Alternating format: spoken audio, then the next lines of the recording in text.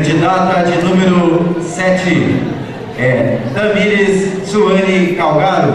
Ela tem 18 anos, filha de Cederley Zione e Denilson Roque Calgaro. É acadêmica de Engenharia Civil, representante da Cooper Tempo. Tamires gosta de ler e praticar taekwondo. E se for escolhida soberana, ela diz: vou me empenhar ao máximo para divulgar e representar da melhor forma possível a feira, buscando divulgá-la para enaltecer cada vez mais o nosso município.